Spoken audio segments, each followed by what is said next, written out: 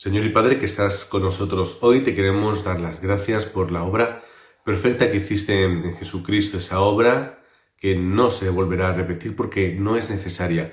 Ya es suficiente todo lo que ocurrió para nosotros y para toda la humanidad. Simplemente a través de la fe podemos obtener la gracia para poder estar contigo. Te queremos también pedir en este tiempo que nos ayudes, que nos des la gracia para poder darte culto en espíritu y en verdad, dando nosotros el primer paso, que es la determinación de hacerlo, que es el desafío de parar en nuestro día a día, parar nuestro tiempo y nuestros quehaceres para poder estar concentrados contigo y en ti. Oramos, Señor, para que de verdad tú seas ese Dios que te puedas sentar en el trono de nuestra vida, que puedas sentarte en el trono de la Iglesia Aposento Alto, para que todo lo que hagamos sea por y para ti, y no por nosotros mismos, ni por cumplir una ley, sino que sea para la gloria tuya, Padre. Oramos en el nombre del Señor Jesucristo. Amén. Bienvenidos, hermanos, al culto de oración de la Iglesia Aposento Alto. Es posible que este sea, al menos por un tiempo, esperamos que no, que este sea el último culto que hagamos con esta modalidad, porque vamos a pasar a hacerlo de forma presencial, aunque, por supuesto, al mismo tiempo que lo hacemos presencial, también estaremos emitiendo de forma online. Eso lo haremos a partir de la próxima semana, el próximo miércoles. Mientras vamos a estar teniendo este culto de esta forma, en espíritu y en verdad. Vamos a leer en Gálatas, nos vamos a ir al capítulo 2 para leer los últimos dos versículos, que son el 20 y el 21, para luego empezar el capítulo 3. Vamos a hacerlo de esta forma para coger un poquito de contexto y de ver qué es lo que Pablo le está comentando a la carta a las iglesias que están en Galacia. Dice así la palabra de Dios, recuerdo, Gálatas capítulo 2, 20, 21 y luego del versículo 3, del 1 al 5. Dice la palabra de Dios: con Cristo estoy juntamente crucificado, y ya no vivo yo más, vive Cristo en mí. Y lo que ahora vivo en la carne, lo vivo en la fe del Hijo de Dios, el cual me amó y se entregó a sí mismo por mí. No desecho la gracia de Dios, pues si por la ley fuese la justicia, entonces por demás murió Cristo. Oh Gálatas insensatos, ¿quién os fascinó para no obedecer a la verdad? A vosotros, ante cuyos ojos Jesucristo ya fue presentado claramente entre vosotros como crucificado. Esto solo quiero saber de vosotros. ¿Recibisteis el Espíritu Santo por las obras de la ley o por el oír con fe? ¿Tan necios sois? Habiendo comenzado por el Espíritu, ¿ahora vais a acabar por la carne? ¿Tantas cosas habéis padecido en vano, si es que realmente fue en vano? Aquel pues que os suministra el Espíritu y hace maravillas entre vosotros, ¿lo hace por las obras de la ley o por el oír con fe? Palabras duras del apóstol Pablo, que en esta que puede ser su primera carta, al menos de las que tenemos en el Nuevo Testamento, una de sus primeras cartas, posiblemente la primera que escribe con esa fortaleza. A Pablo lo que le molesta, básicamente, que lo podemos ver un poquito antes cuando está hablando sobre la iglesia de Antioquía y Pedro, es que la gente no pueda comprender que la obra de Jesucristo es un antes y un después. Y lo que le cuesta mucho es tener que lidiar con aquellos que piensan que para poder obtener la salvación hay que pasar por el judaísmo, cuando realmente está hablando aquí que por la gracia de Jesucristo ya es suficiente. Y Pablo se molesta y lucha mucho con estas circunstancias, y de hecho llega a exponer en esta carta un problema que tiene directamente con Pedro y la iglesia de Antioquía, por esa doble moral o esa doble vida. Es el corazón de Pablo que incluso les llama, como dice aquí, necios. Tan necios sois, al comienzo del versículo 3, les llama necios. Y vemos las circunstancias de la iglesia de Galacia. Si leemos también un poquito antes, lo que está diciendo Pablo es que el evangelio que ha sido predicado, que es el evangelio de Jesucristo, que no se ha cambiado por otros evangelios, y que si llega otro evangelio que no es el evangelio de Jesucristo, se llame anatema, incluso si Pablo mismo o algún ser celestial lo predica. ¿Por qué está diciendo esto? porque el mensaje del Evangelio estaba siendo tergiversado, estaba siendo adulterado. Y se empezaban a añadir o a cambiar cosas al Evangelio que no eran Evangelio.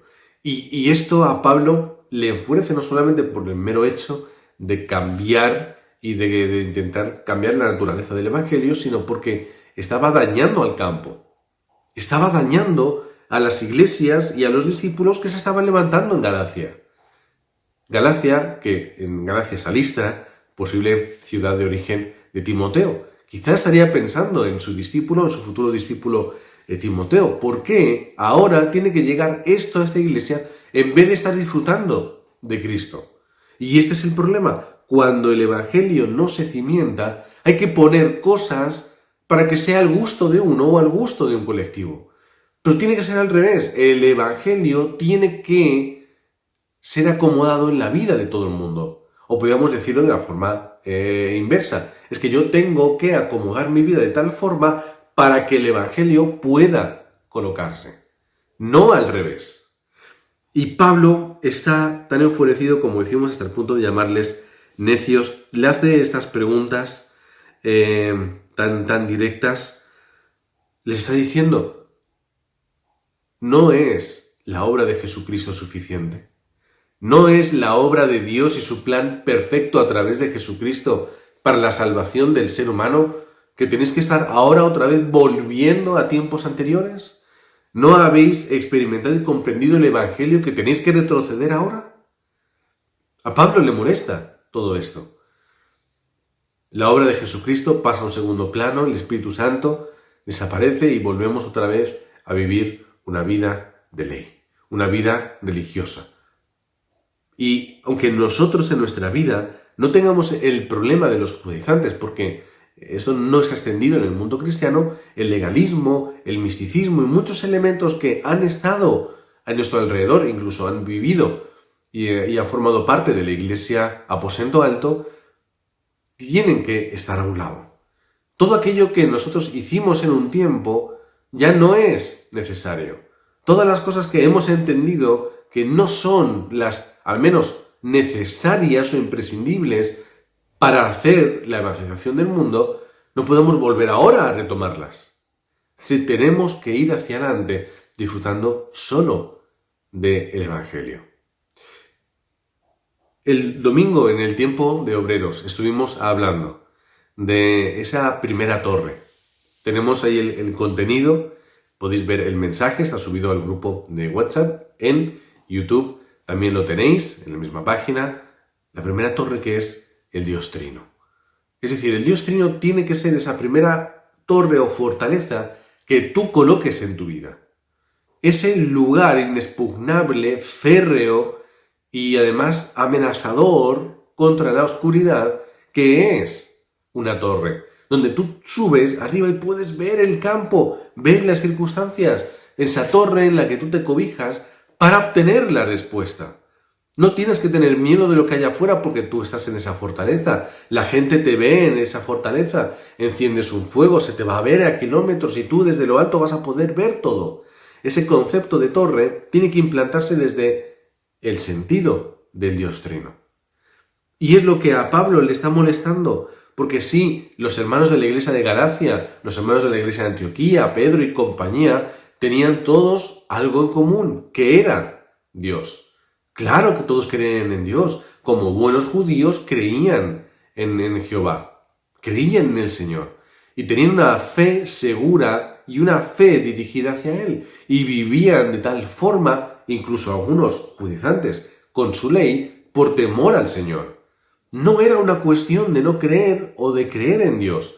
Porque cuando vamos a capítulo 16, capítulo que a mí me gusta mucho, y hablamos de Lidia, Lidia también era una persona que era temerosa de Dios. Era una persona que ya creía en Dios.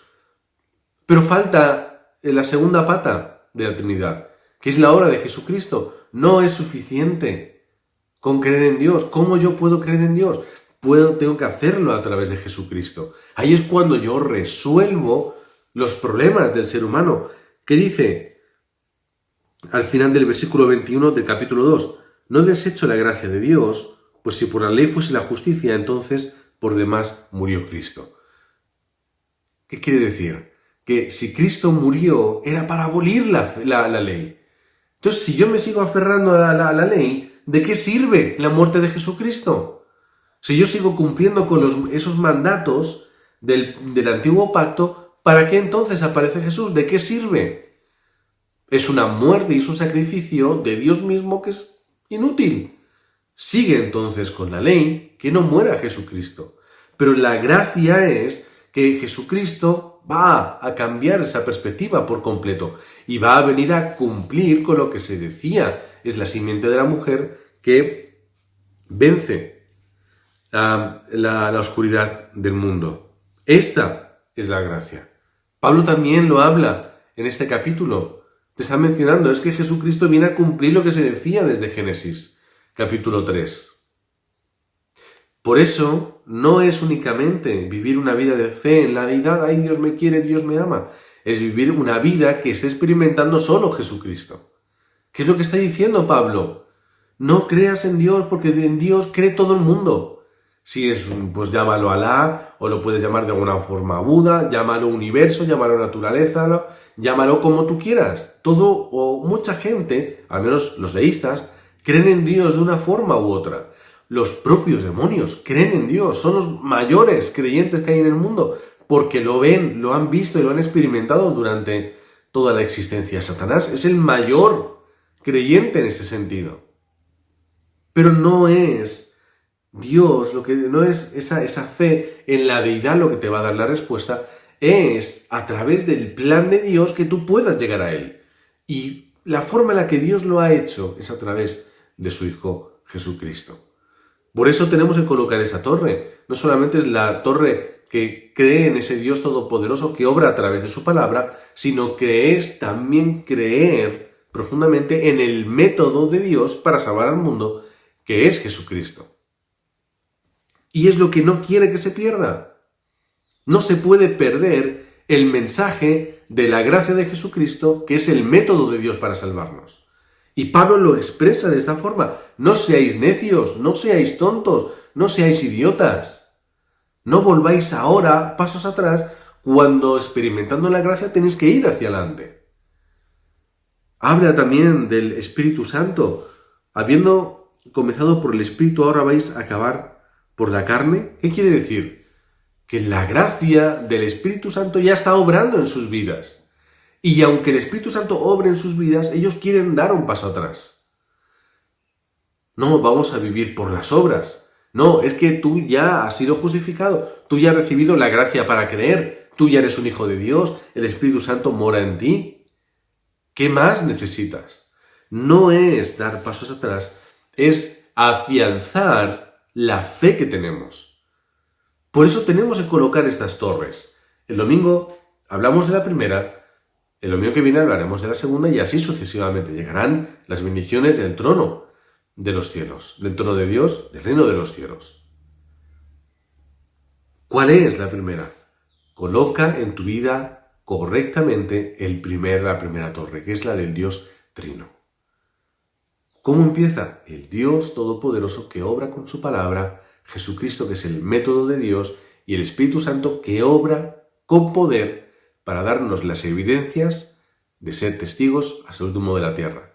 ¿Qué es lo que os dije? Que recordarais el domingo en el tiempo de obreros. Recordad estas frases, recordad esta fórmula para entender la eternidad y empezar a experimentarla en vuestra vida. Esto es suficiente para nosotros. La obra unida del Dios Trino es suficiente. No vayáis atrás y no intentéis buscar algo más hacia adelante. Afianzad esta fe y esta torre. Construidla de una forma alta, férrea, correcta.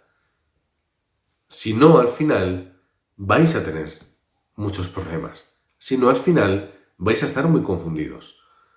Construye esta primera torre en tu vida para obtener la respuesta al igual que la pudo obtener Pablo. Pablo sabía quién era Dios. Como buen judío comprendía las Escrituras, pero en el momento en el que él empieza a conocer a Jesucristo, él puede comprender perfectamente a Dios. y empieza a aplicar su palabra en el campo y empieza a relacionarla y a entenderla. Y cuando Pablo toma a Dios y toma su palabra y experimenta el método del Padre, le llega el poder del Espíritu Santo para ser un testigo hasta el último de la tierra. Es la obra de la palabra de Dios. Es el antiguo pacto donde está Dios en la distancia, gobernando con la misericordia y el amor hacia un pueblo que constantemente le está dando la espalda, hasta que llega la obra de Jesucristo, que es el método de Dios. Ya no es la palabra que Dios da al pueblo, es que es la palabra encarnada, que es Dios mismo, para salvarles. Y cuando la obra de Jesucristo ha terminado en ese aspecto, ya resucita y está en ese tiempo con los discípulos, les deja la gran comisión y se va, es el momento para que la Iglesia tome las riendas de la evangelización del mundo a través del poder y la llenura del Espíritu Santo, que con su poder nos da las evidencias para ser testigos. Esta es la obra que tiene que existir y que tiene que establecerse en nuestra vida. Así que al igual que Pablo le habla a la iglesia, a las iglesias de Galacia, también Dios nos habla a nosotros.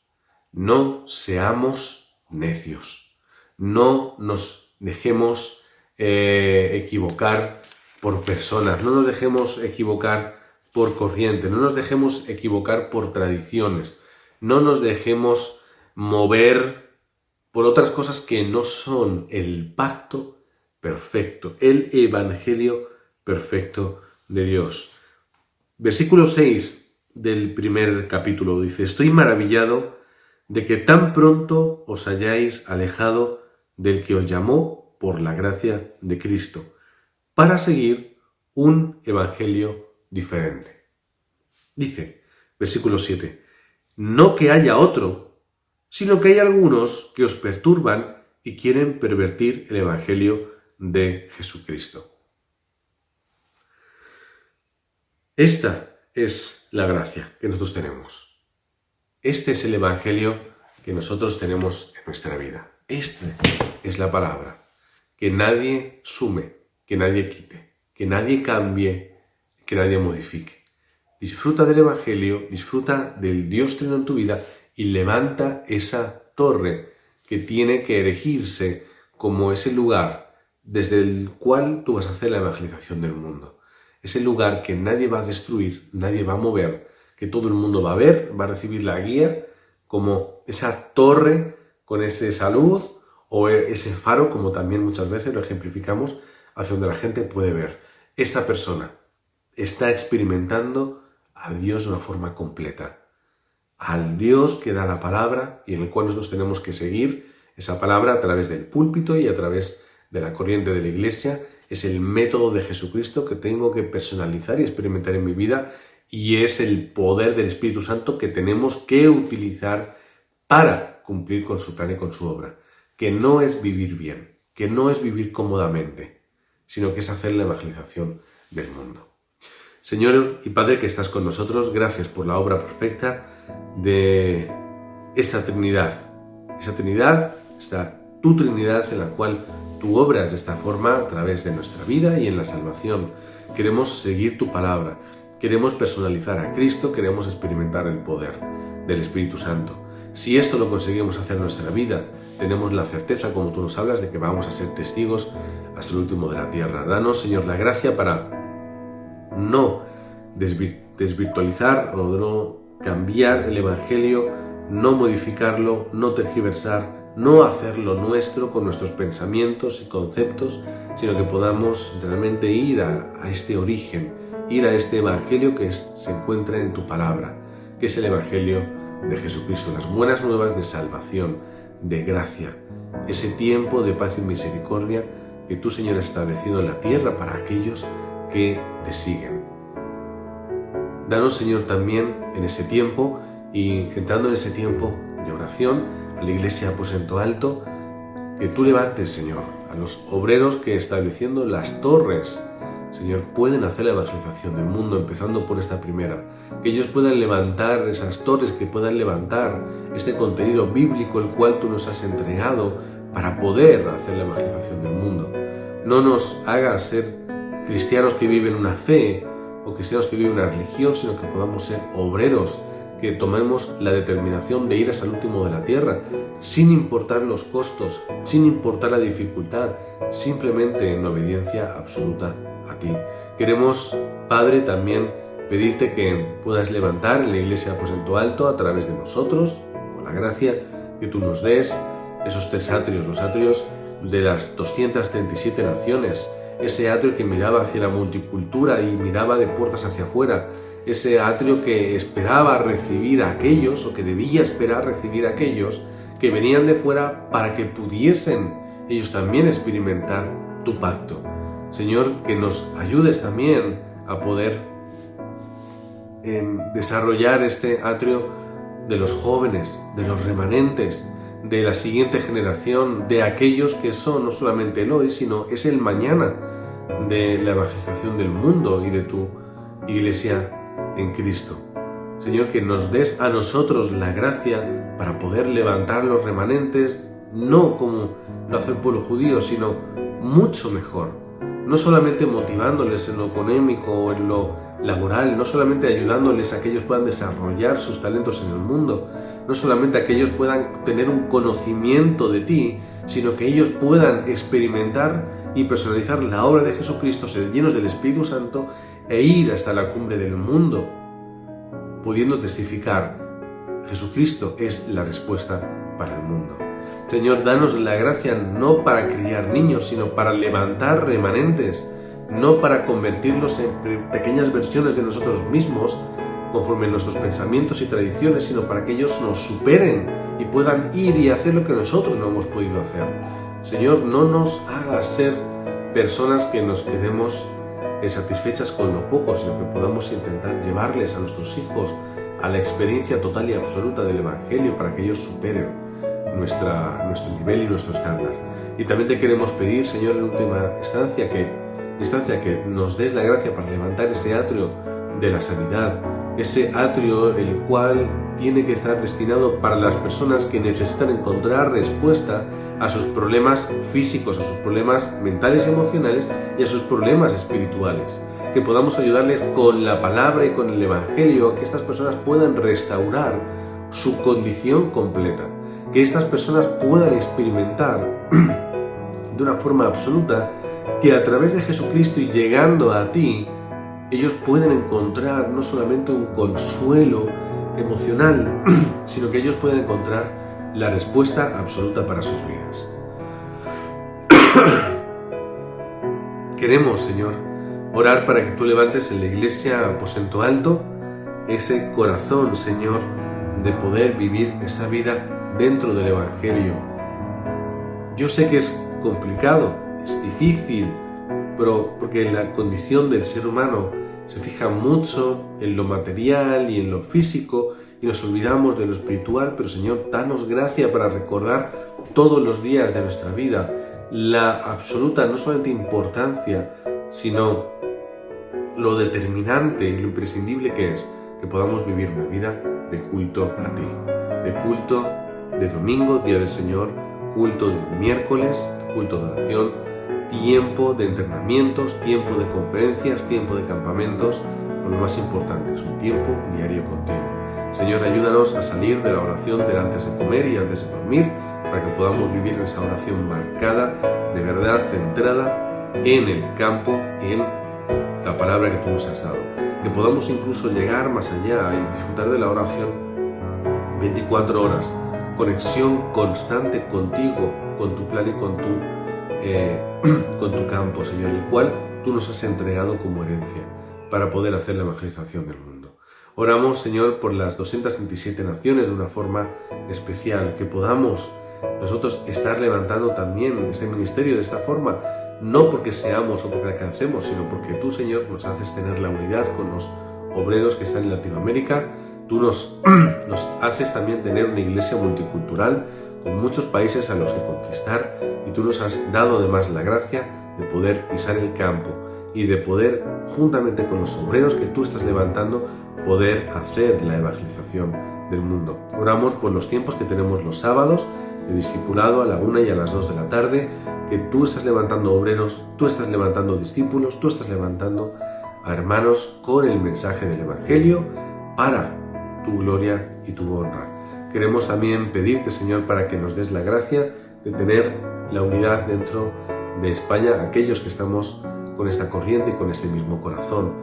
Podamos seguir en la corriente, podamos estar juntos y podamos tener juntamente la experiencia absoluta de la evangelización del mundo. Oramos ya por adelantado por el campamento de verano que se va a realizar a partir del 26 de agosto, el cual va a ser un tiempo no solamente de unidad, va a ser un tiempo de lucha espiritual, va a ser un tiempo donde tú vas a trabajar con nuestras vidas, nos vas a dar la palabra y donde nos vamos a dirigir para hacer la evangelización del mundo. Queremos orar por el viaje de los pastores a Montreal, que las obras que se están levantando en contra de este viaje y las circunstancias que también ocurrirán, que sea simplemente una oportunidad, que sea el tiempo de la respuesta y que sea un momento para restaurar la vida de los obreros, de los pastores y también restaurar el campo. Oramos por Miami y estos hermanos que van a estar, Señor, escuchando la palabra, por los obreros que van a hacer conjuntamente trabajo en equipo con los pastores. Oramos por el pastor Jorge, oramos por la iglesia de la Cayetad, oramos para que, Señor, ellos puedan también, Señor, tener la gracia de poder experimentar la respuesta de la evangelización del mundo. Oramos, Señor, también por estos hermanos que van a recibir a los pastores en Maryland, que ellos también están preparando ese corazón para recibirlos y escuchar tu palabra.